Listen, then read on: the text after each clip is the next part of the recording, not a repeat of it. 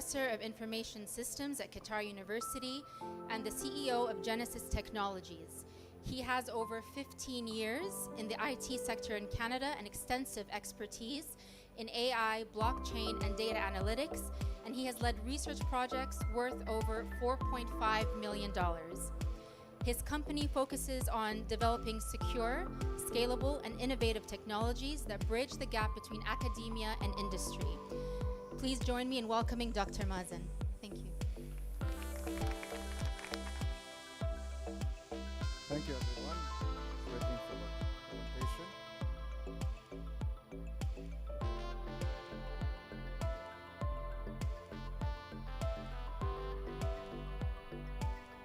So maybe in the meantime, while they're fixing the presentation, I would just like to tell you what happened to me when QRDI asked me to come and present.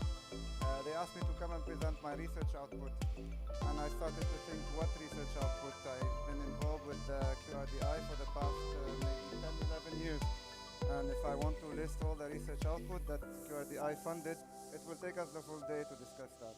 So I thought instead of presenting details on the output, I will just describe my journey with QRDI and how they supported me throughout the innovation and research journey. And since I'm the first one who presents, there's always going to be some problems. So I will take that, but I'll make sure that I will use only 10 minutes of your time.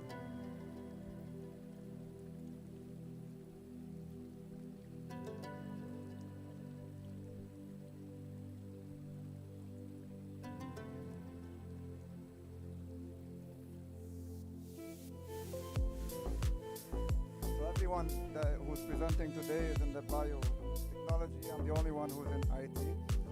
Okay, so my presentation today is, I titled it From Ideas to Startups, A Journey with QRDI. In today's presentation, what I will focus more about is how QRDI has been able to fund me and support me through different stages, from basic research to applied research to funding projects with the industry, even engaging me partly with an industry, and towards the end engaging me fully in the end, with industry players, and all over until we established that company. But before we understand the role of QRDI in this journey, we have to understand how close QRDI is aligned with the vision of the country. So it all starts with the Qatar National Vision, and with Qatar National Vision, it is based on 4 pillars that are human development, social development, economic development, and environmental development. To support these 4 pillars, Qatar envisions entrepreneurship, diversification, and education as the enablers to reach this vision. Every now and then, the state of Qatar establishes a strategy to achieve this vision. The vision is long-term, the strategy is a little bit more shorter term. So this is the vision. This is the strategy of 2024 to 2030. The strategy is much larger than that. I will focus on where that strategy intersects with what I do. The strategy is based on 4 different elements. Of course, the energy sector is one of the main elements. The business environment, establishing a good business environment for business to grow, and also below that are the clusters, different clusters, from resilience clusters in health, in food, the growth clusters in manufacturing and energy, and then we have these enabling clusters, and enabling clusters are the infrastructure that is needed to support other clusters. And the enabling clusters of the national strategy comprises education, IT and digital, and financial services. The strategy also focuses on innovation, and when it comes to innovation, the strategy ensures that there's enough support for research, allowing the private sector to grow and to be supported by the country and by different funding mechanisms, and establishing a research and development ecosystem in the country for this innovative journey to grow much faster. When I came to Qatar, it was 2013. The main funding agency was part of a larger umbrella that is called Qatar Foundation. Qatar Foundation, we all know what it is and how it focuses on different areas, from education to research to creativity. But part of Qatar Foundation is a funding agency called Qatar National Research Fund, which was the predecessor, if you may say, of QRDI. From the get-go, this funding agency, supported me with the first project. That project was on big data. We tried to understand different sentiment in social media, basically in social media, so we analyzed a huge database of Twitter text. The text was in different Arabic. You know how dirty the language on social media is. It's very difficult for us to understand it from different dialects, different countries. Of course, there's a lot of work that happened in that project. We worked with the University of Manchester, and we produced an AI algorithm that was ranked second. We went to an international competition. In fact, it's a very old and most reputed semantic analysis competition worldwide, and we ranked number 2. Most of our work that we did in that project is to understand how the nation of Qatar was able to cope with the blockade over the years, and how that coping mechanism built resilience in Qatar. That was the first project I started. It was funded by QRDI. Right after that, we were able to secure a large research fund, a big team that was partly at Qatar Foundation with Qatar Computing Research Institute and partly with Qatar University. Of course, we had external collaborators from the US and from France. That project lasted 4 years. In fact, it terminated successfully in 2025 and of January 2025. So now I'm in the process of writing the research report. And if we want to list the research outputs of this project, at least 4 or 5 patents, over 150 research articles. In terms of IPs, lots of copyrights, and definitely a lot of knowledge transfer. There were millions of dollars that were sold in terms of patents just as a result of that project. During that project, we faced a regulatory hurdle. As you might see from the title, it's a bit advanced. It works with digital currencies, and we couldn't get the regulations to support us. So the funding agency was very forgiving, and they asked us to continue because we worked in a modular-based approach. So they asked us to continue because we were producing good work. And towards the end of that project, actually more the 3rd year of that project, a company was spun off from that project to capitalize and to commercialize on our research outcome. I led that company. The company is called Genesis Technologies. And with all the support that we had, we continue to receive support. And currently we are signing royalty agreements with QRDI, and we're being asked to move to QSTP to find the space or the place for that company. And then came QRDI to perhaps close the gap between research and the vision of the state of Qatar. QRDI is perhaps the sequel of previous funding agencies that focus more on basic research. Their objective is to perhaps find impact from the research that we do.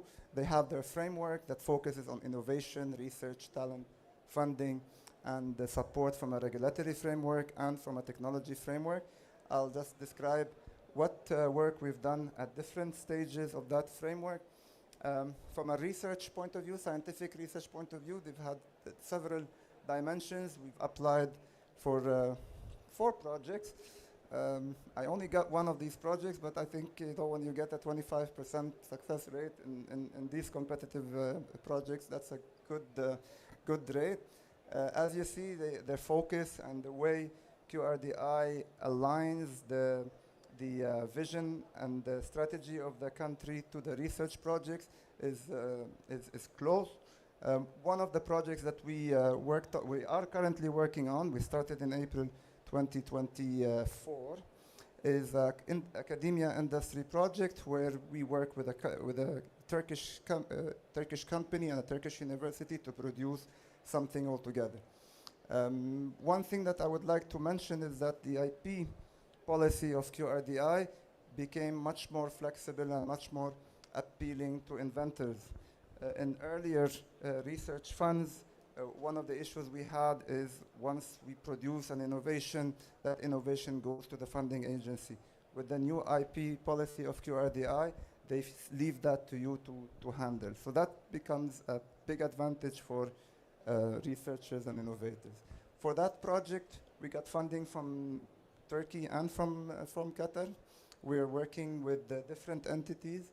We're in the middle of the project, but we were able to produce a book, a conference paper that is moving to a scientific research, and we've built that prototype. We built a couple of prototypes related to that project.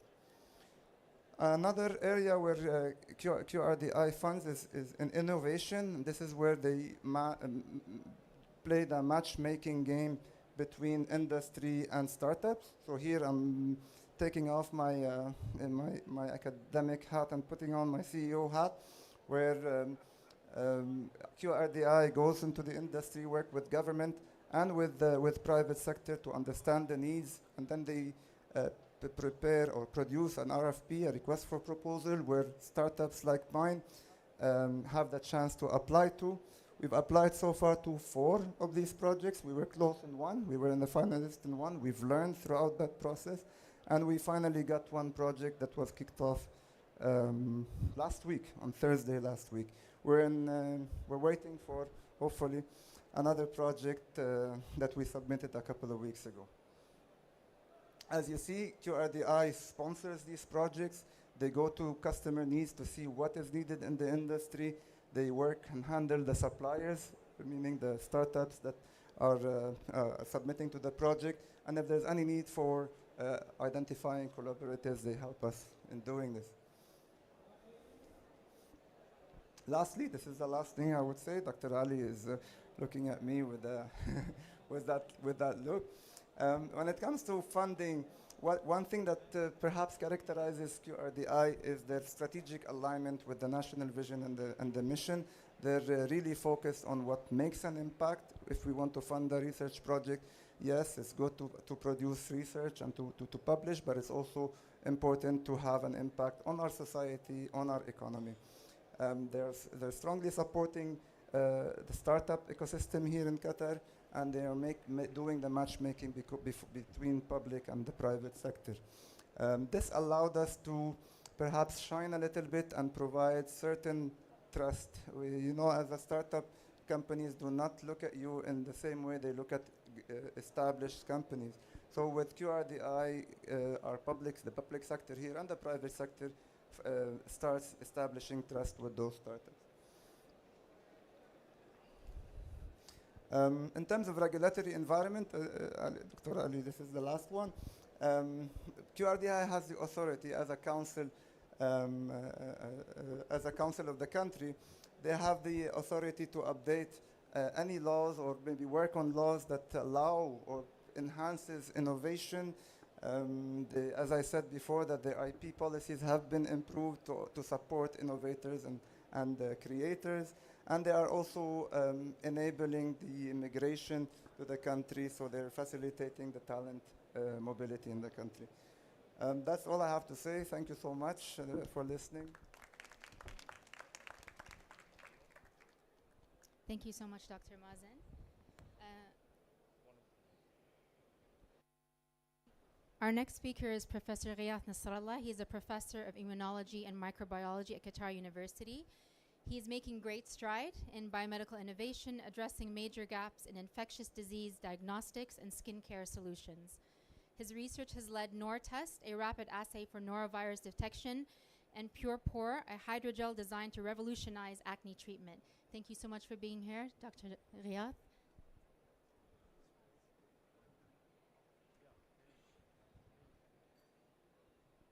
How you move the slide like this? Hello, assalamu alaikum. Yeah. Hello. Yes, Dr. Mazen, you left me with only few times, but I've tried to explain as much as possible. And thank you for the introduction of about QRDI. I'm going to switch gear now from AI right away into our innovation. So I'm going to present two things today. One of the future startup, which is Rapid DX, which is for diagnosis of norovirus, and InviCure, which is our product for acne treatment. So I'm sure that every one of you got a food poisoning here because of some due to an infection. But most of the time, you have a food poisoning with unknown cause, and most probably this cause is because of a nasty virus called norovirus. People, they don't know about this virus because it's because of lack of good diagnosis, and there is no good diagnostic tool currently available for norovirus. I'm showing you in these slides how food poisoning and how food outbreaks is happening over the years. And every year, because of the food chain supplies, food poisoning increased, and outbreaks due to infection increased. And most of the people know salmonella, knows E.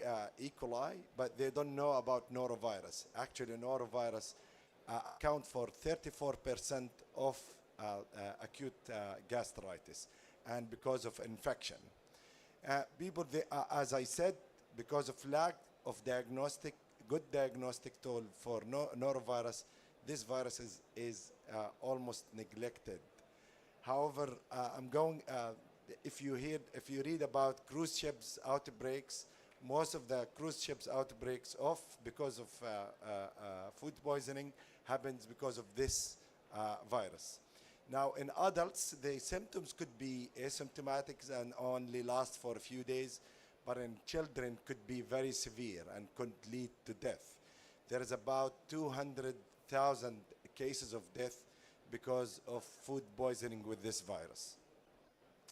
Now, what is the problem is the lack of good diagnostic solutions. Even with the PCR and with good technologies, there is no good technology for diagnosis of this virus. So we created a rapid point of care test that takes only 15 minutes. And I'm not going to say that it's self-testing like the pregnancy test. Is similar to a pregnancy test, but still need a lab technologist or a nurse to do the test. Is basically as a lateral flow test that can takes only 15 minutes to use the sample and to read the results. Okay, so in the available diagnostic tools are not sensitive and also not specific. So we have working over 4 years to develop this test, and what our trade secret is in the the antibodies that we use, which enhance the sensitivity, and this is the only kit that can detect genotype 1 and genotype 2. Most of the kits are available only for genotype 1. And also the wash buffer.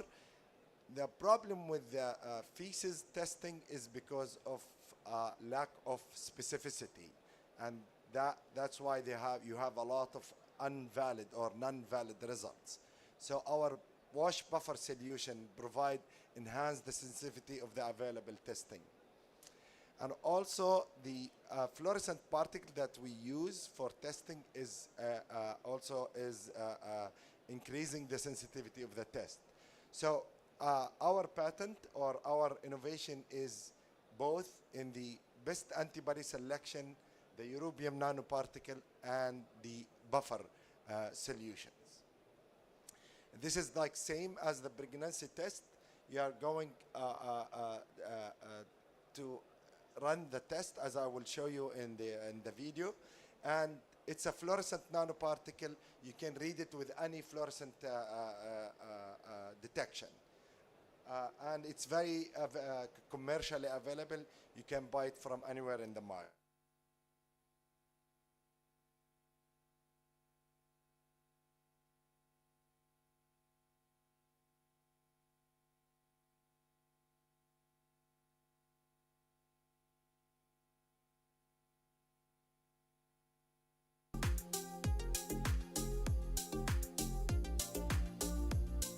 Kit, and this is how the kit, the test is going to be.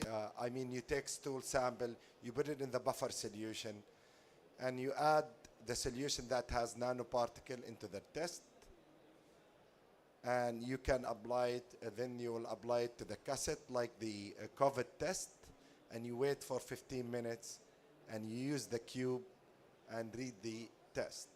Okay. So it is, I will show you our results with the competitor, with the available in the market. There is only 3 competitors in the market.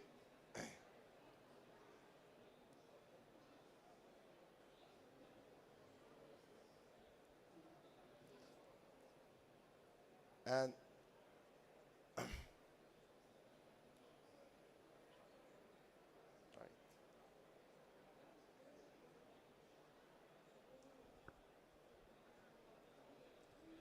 so there is only three good competitor in the market. We have one potential, very big potential investor from China, one of the big 10, and they to convince them about our product, they ask us to compare our product with their competitor, which is the SD Biosensor and Bodytech. We bought their kits, and we bought also the fluorescent readers, as you can see here, and we compare our results to their results. We got all of our samples from Sidra Medicine, and as you can see, with Dr. Patrick Tang, we have done a comparative study between our test and their test. Our test name is NeuroTest, and compared to PCR, our sensitivity is almost 93%. The Bodytech, which is a Korean company, it's only 55, and SD Biosensor is only 18%. Why it's only 18%? Because most of their test results are invalid.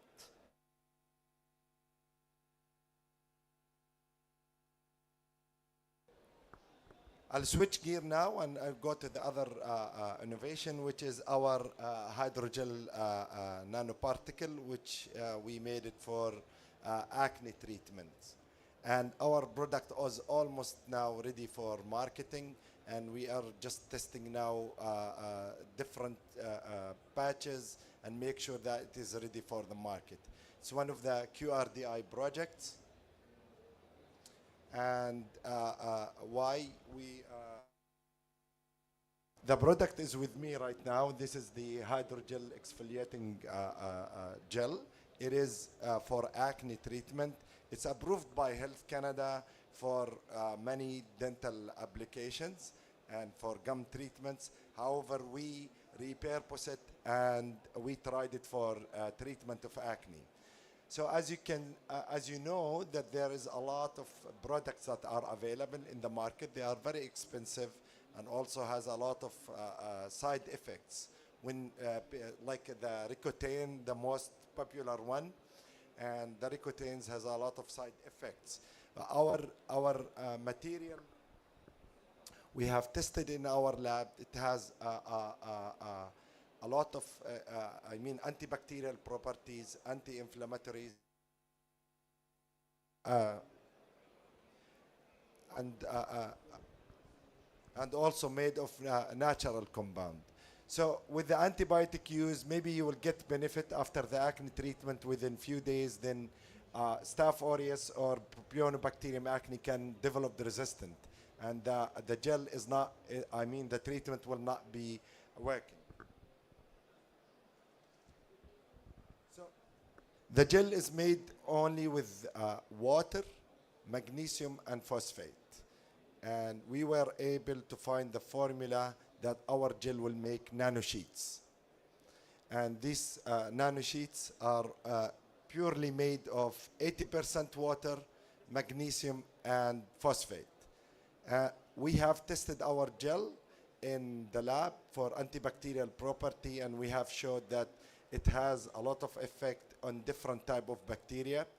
We have done animal studies in Thailand, and we have shown that also has wound healing properties. And now there is a lot of articles that saying magnesium is anti-inflammatory as well.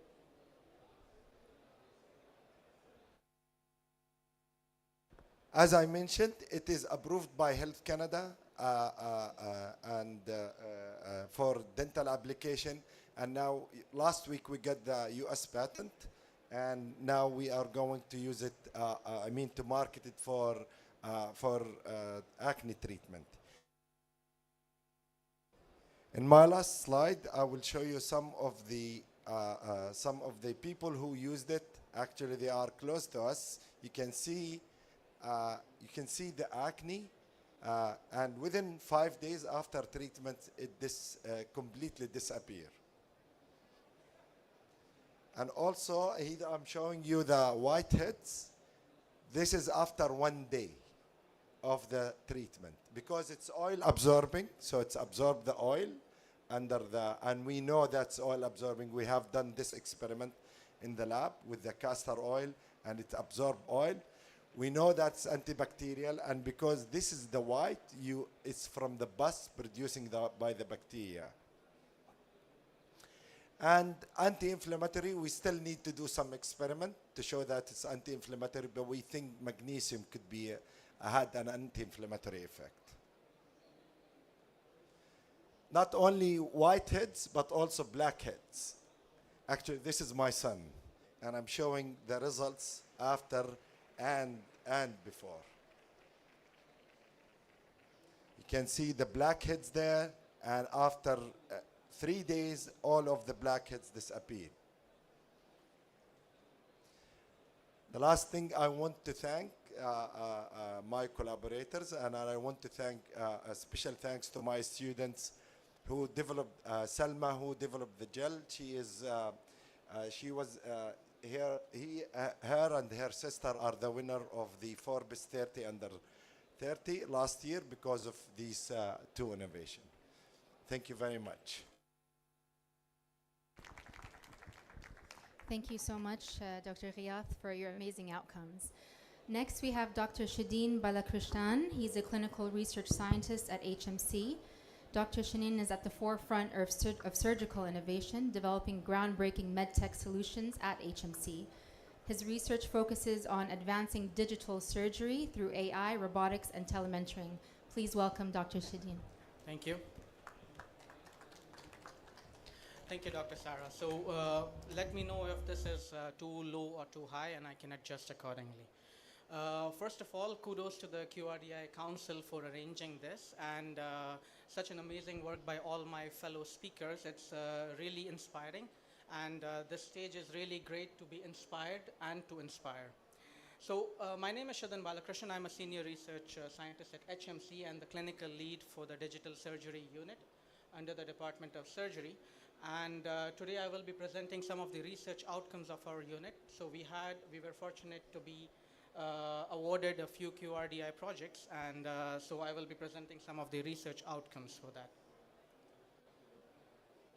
So I have no conflicts of interest to declare to start off, but because I work in surgery, I do have a word of caution. Some of the images might be graphical and it might involve blood. So I will give you the caution before the images come on, and please feel free to look away. This is going to be the general outline of my talk. So beginning with an overview of HMC, then the Digital Research Surgery Unit, the MedTech development cycle, and then we'll speak about the different outcomes of the project. So most of you might be aware, but for those who are not aware, HMC is the largest secondary and tertiary healthcare provider in Qatar, and also one of the largest hospital providers in the Middle East. HMC manages 15 specialist hospitals and also includes the National Ambulance Service, mental health service, as well as the home care service. In 2023, HMC had 4 hospitals ranked in the top 250 academic medical centers, and 2 of those hospitals were ranked in the top 100. So HMC is committed to providing excellence in patient care, and by combining it with excellence in medical research and education, they plan to align themselves with the Qatar National Development Strategy for providing increased quality of life for all the patients through improved health, improved patient satisfaction, and sustainability and efficiency of the healthcare system. So HMC's mission and vision is to deliver high quality, high value, innovative care for all, keyword being innovative. So it is with this strategic foresight that the management decided to establish the Surgical Digital Surgery Research Unit, and the mandate was to leverage advanced technologies like AR, VR, robotics, artificial intelligence to improve surgical delivery to the patients. So our mandate is to basically look at the unmet needs of the intraoperative setup and then try to leverage these technologies to implement solutions to pre-operative planning, intraoperative practice, post-operative analysis, as well as surgical training and education. So before we move on to the project, I'm sure everybody or most of the people here might be aware of the MedTech development cycle. One of my colleagues also mentioned this earlier, but as you can see, the pathway from an idea or innovation to a usable product is almost never linear. It always is iterative, and there is a lot of testing, clinical trials, IP regulatory management happening, and maybe after a few iterations you might end up with a new or improved service or a product which the end user, which in our case is a surgeon, might want to use. He might see it as being usable for his practice. So with this in mind, let's move on to the next slide, which are the innovations. So the next slide will have some blood. Please, I apologize in advance.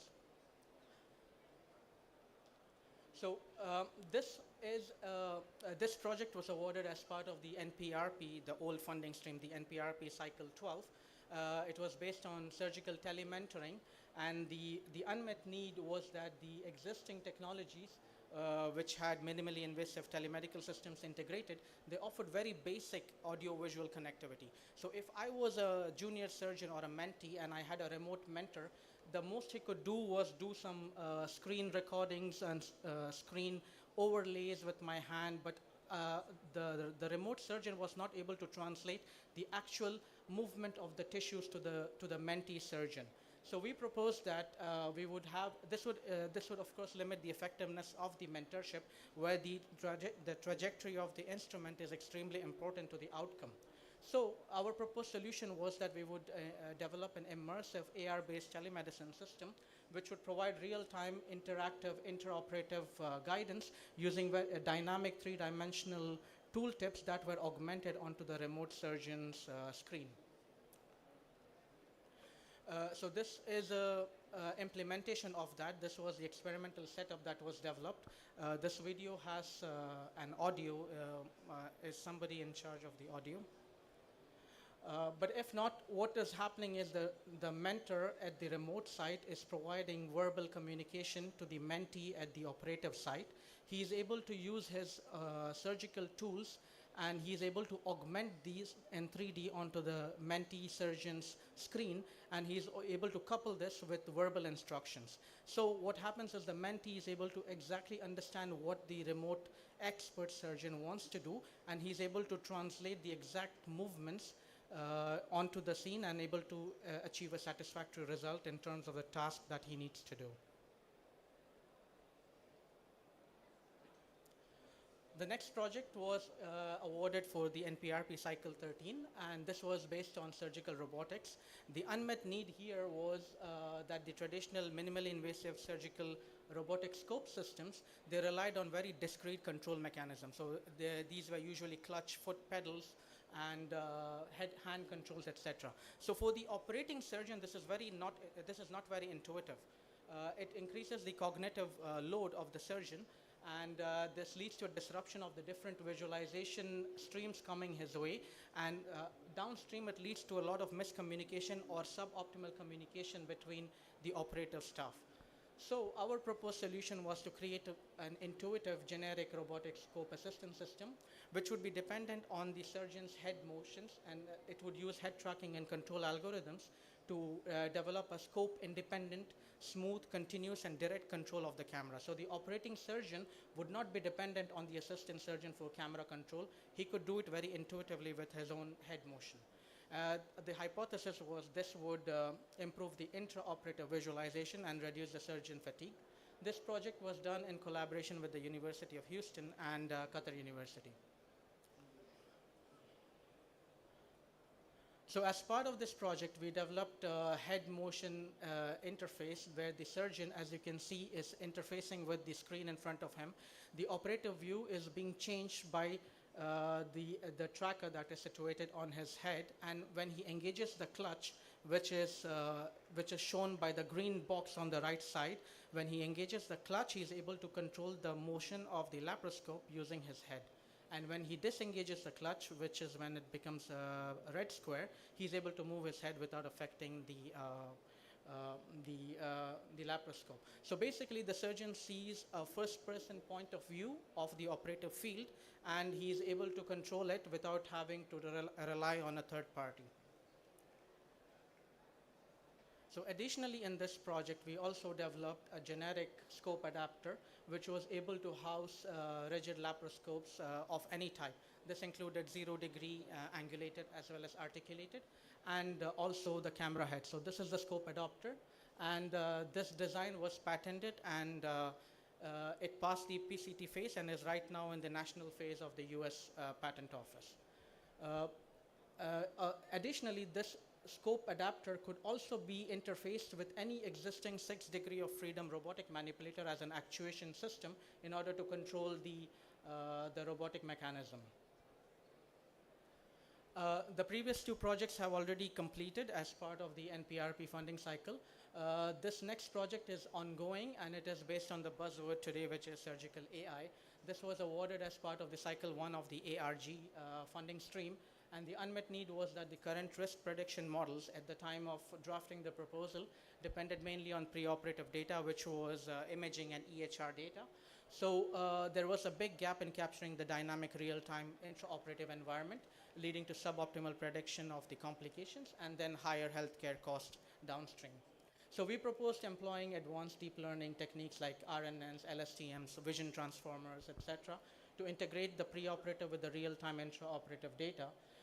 And we hypothesized that we could develop a patient risk assessment system in real time, which would enhance the intraoperative surgical decision making, reduce complications, and optimize resource utilization. I believe the next slide will also have some blood, so caution. Yeah. So the first challenge that we faced in this was to segment the entire surgical scene, which included background tissue, different instrument types, etc. So we developed an algorithm to segment the instruments, and we further developed it to segment the different parts of the instrument, which includes the tip, the ball joint, and the shaft. And then we used this knowledge to estimate the pose of the tissue in relation to the background critical structures, so that we could map the trajectory of the tissue, map the trajectory of the instruments and correlate it with the downstream complications. This is an implementation of our model in real time. So you can see the raw video on the left and the near real-time implementation on the right. So you can see that the system is able to accurately identify to a high degree of precision the different instruments, and it is also trained to ignore any instruments that have not been predefined to lead to complications. So you will see that now there is a suction tube which will be introduced into the scene, and the system will ignore it. while focusing on the two important tools. So that's the suction tube. In addition to this, a bit down the video, you will also see that a hemoclip is being introduced, and the system is able to accurately identify the hemoclip, even if it comes in for a few seconds.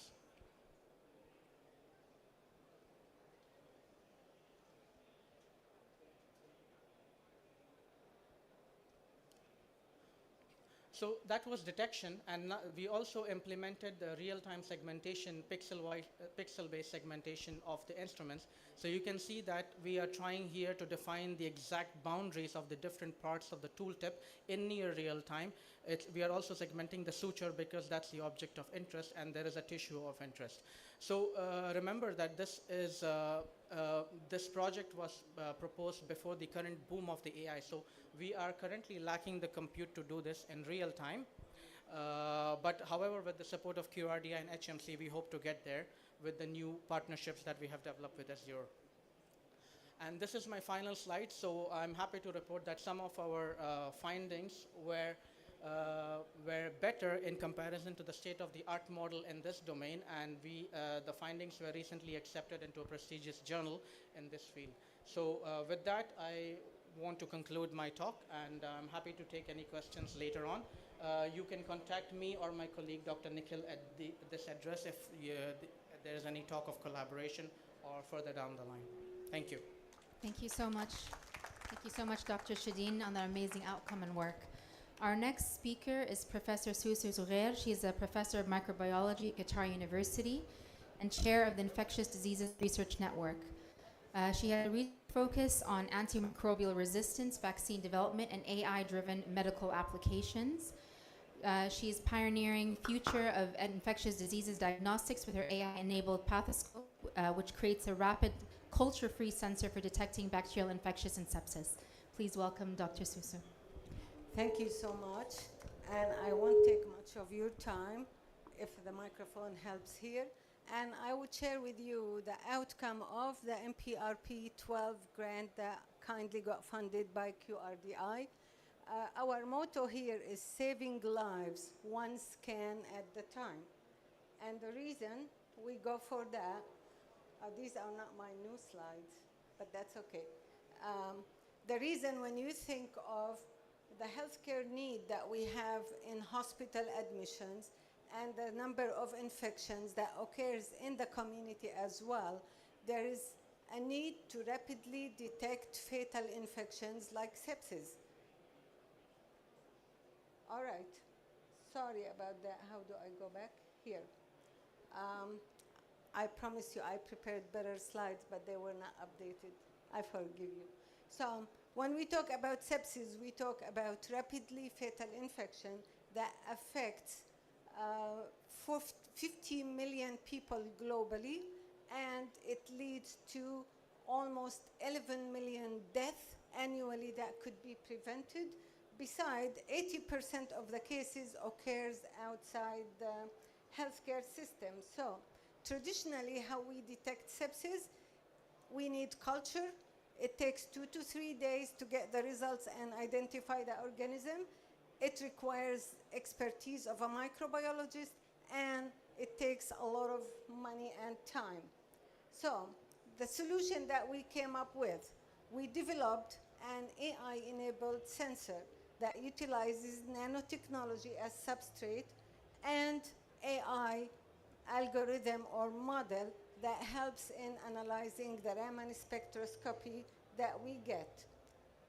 We validated our pathoscope at Hamad General Hospital in the clinical microbiology lab, where we were able to detect infection within minutes. So we have a 10-time faster, a 10-time cheaper cost, and 1,000-time faster sensor.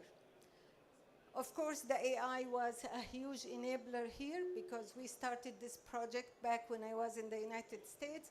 We didn't have the state-of-the-art with AI, but when here in Qatar, this was a huge enabler to enable this sensor to accurately predict infection. If we look at the market, which I don't understand, but I tell you, medical diagnostics runs with billions of dollars annually, and in 2030, the sepsis market to develop POC or point of care for sepsis is 1 to 2 billion. Who are our customers? Hospitals, clinics, laboratories, nursing homes, so forth. How do we stand out?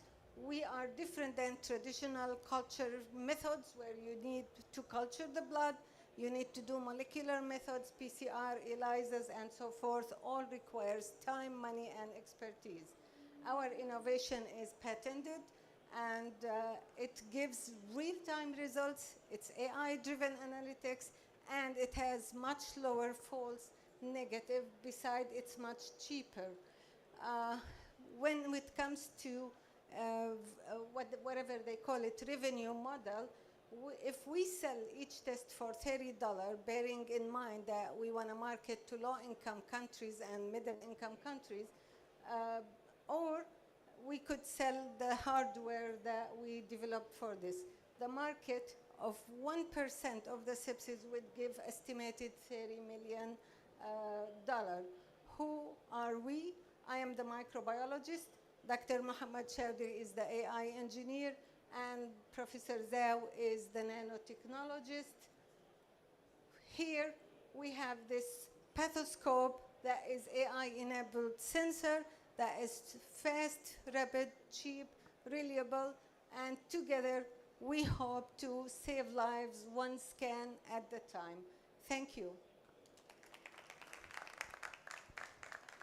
That's some of my new slides.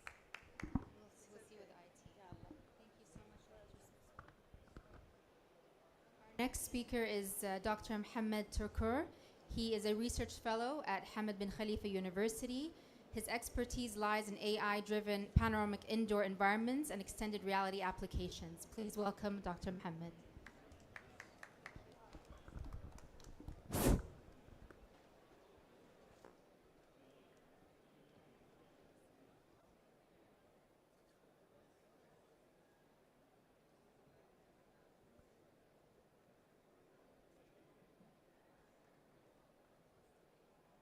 Again? How to go back, please?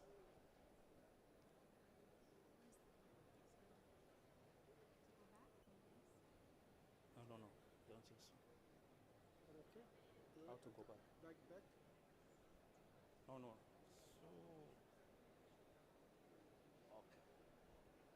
So, okay. Good day, everyone. So, I am Mohammed Tukur by name. I'm here to present to you our project on artificial intelligence for indoor digital twins.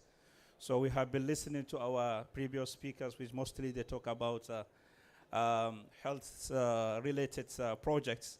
So fortunately and unfortunately, I'm taking you to real estate, construction, and furniture retail projects. So actually, the motivation behind our project is that we wanted to come up with the technology that will enable indoor scene transformations. So we are motivated based on that using 360-degree image, omnidirectional 360-degree images, which is sometimes called panoramic images, are able to capture most of the visual information needed for representing indoor environments. So you just need to use one shot. It will cover everything in your scene. So as you can see, we transform this image into AI, into virtual reality, augmented reality, and other realities. So main applications of the project is in the digital twin, AEC construction companies, where it will allow you to control applications, smart home applications, planning and reporting of constructions. So the main mission of our project is to advance data-driven technologies for indoor environment, starting with augmenting the panoramic images by developing techniques for AI-driven to enrich indoor panoramas with geometric and semantic data. Other missions include 3D layout extractions, semantic and visual representation, and immersive and exploration and editing of indoor scene.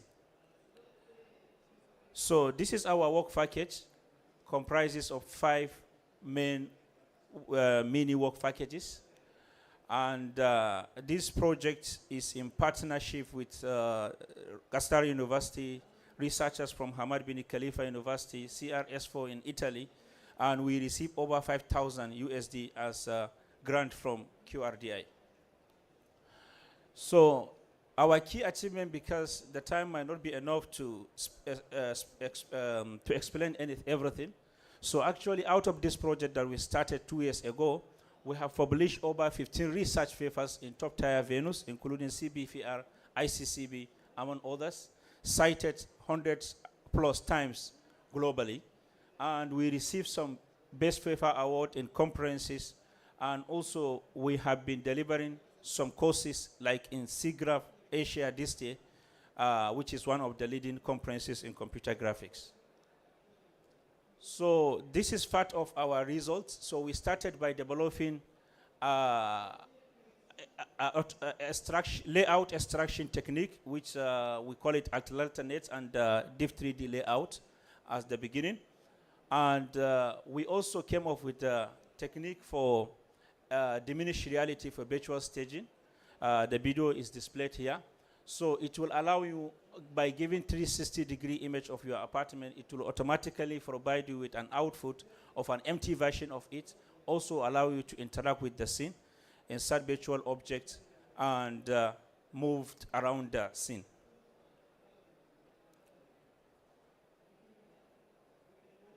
So part of the recipe of our technology also is the multi-task dense prediction technique that we proposed, where it extracts different signals, including depth, semantic, normal, albedo, and shading. These are essential signals for doing virtual reality technology. So also we have an enabler, data-driven photorealistic style transfer technique, where it will allow you to transfer the style of one scene to another in a virtual reality, which we call it Fano style.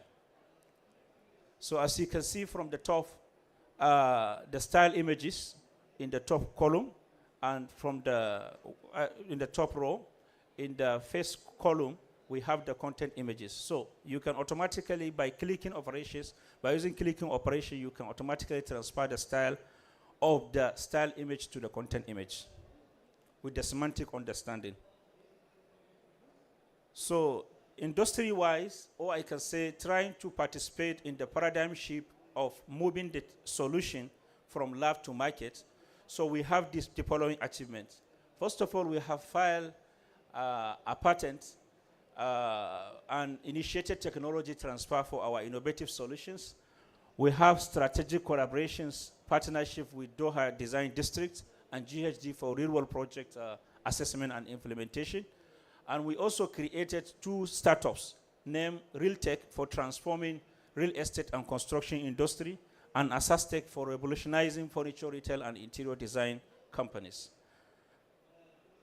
So we have received a recognition from Ministry of Communication under DIC Digital Incubation Center in December 2023 with the following benefit: incubation, coaching, guidance, and mentorship, office space to facilitate our company license registration, access to investors, and as well as access to facilities.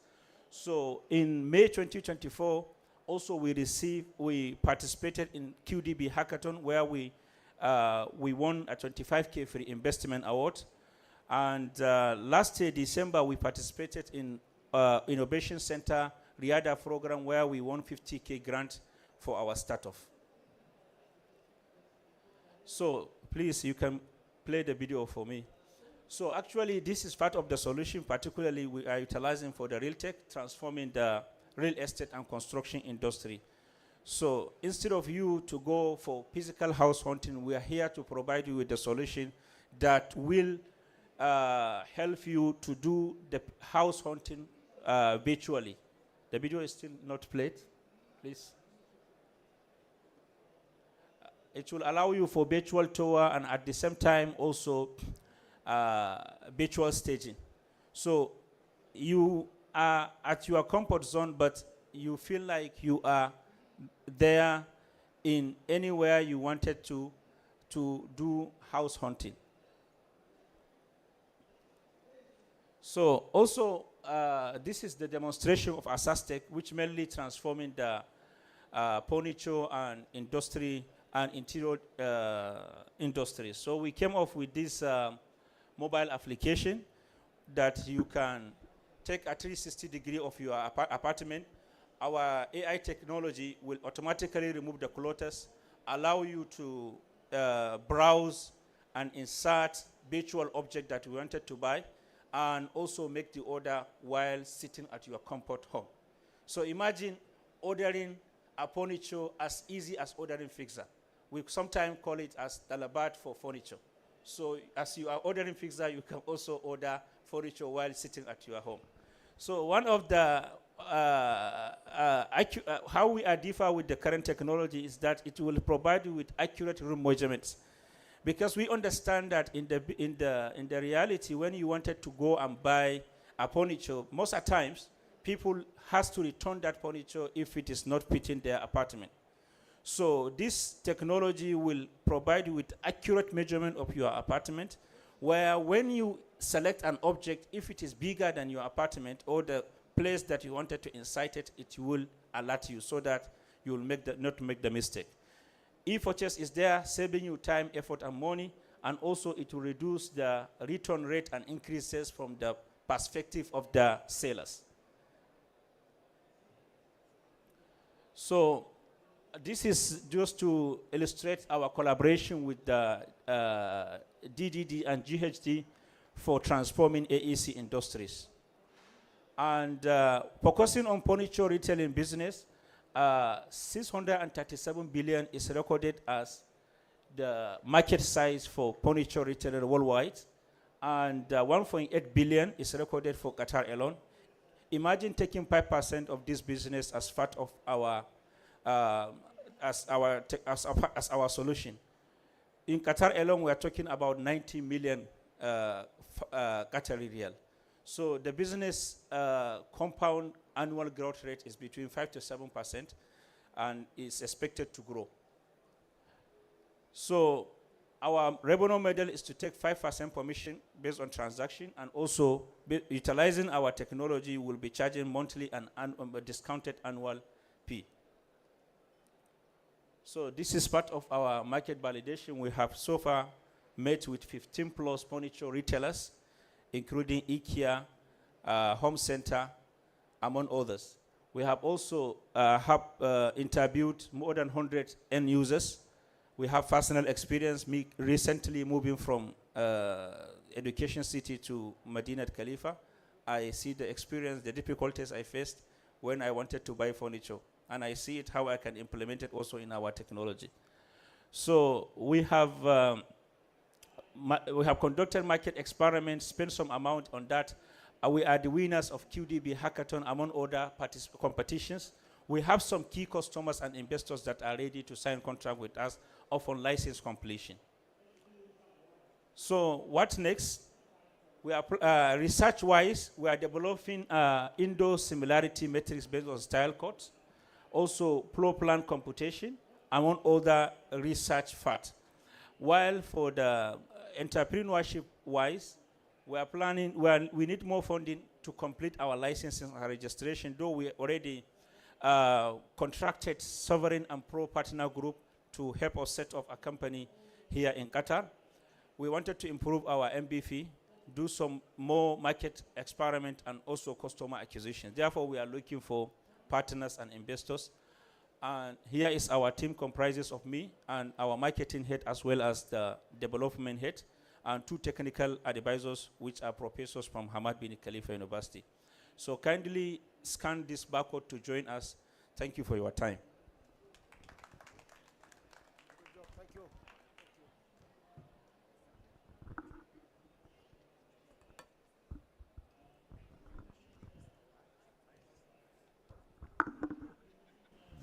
Thank you everyone for being here. As you can see, the projects that we presented today show the pioneering work and the commitment that QRDI has to fostering innovation and research-led innovation, bridging the gap between research and market impact. Enjoy the rest of Web Summit. Thank you so much.